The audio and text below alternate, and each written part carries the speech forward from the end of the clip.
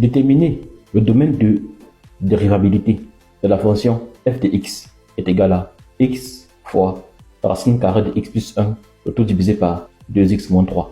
Première étape, on commence d'abord par déterminer le domaine de définition de la fonction f.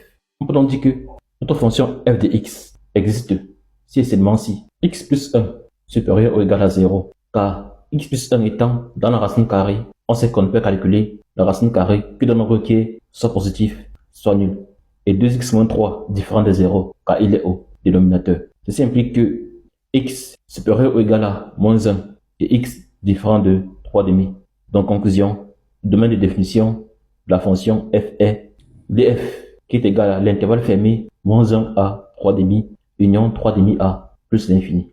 Deuxième étape, on passe au domaine de dérivabilité. On sait que notre fonction ne peut être dérivable que sur des points où la fonction f est définie. Donc, notre fonction ne peut pas être dérivable en 3,5, car en 3,5, la fonction f n'est pas définie. De plus, une propriété mathématique sur les dérivabilités nous dit que soit f, une fonction définie sur un intervalle ouvert k, et x0 appartenant à k, f est dérivable en x0 si et seulement si f de x moins f de x0 sur x moins x0 admet une limite finie lorsque x tend vers x0. Autrement dit, limite de tout ça, lorsque x tend vers x0, doit être nombre fini. Or, un intervalle ouvert est un intervalle du type k est égal à ab, ouvert en a et ouvert en b. On a déjà vu que notre fonction n'est pas dérivable en 3,5. On va donc tester la dérivabilité en moins 1. On remarque que moins 1 n'appartient pas à un intervalle ouvert, car on voit qu'ici là c'est fermé en moins 1.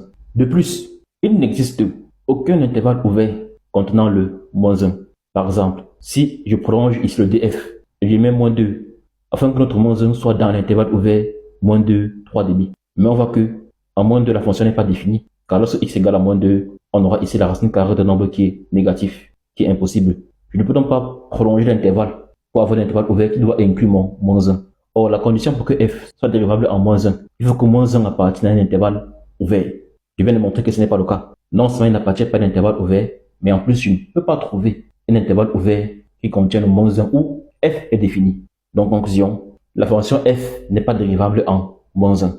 On peut donc conclure en disant que le domaine de dérivabilité de la fonction f est dd, ou dit domaine de dérivabilité, qui est égal à moins 1, 3,5 union 3,5 a plus l'infini. Et donc exclut le moins 1. Ce qui met donc un thème à l'exercice. Ciao.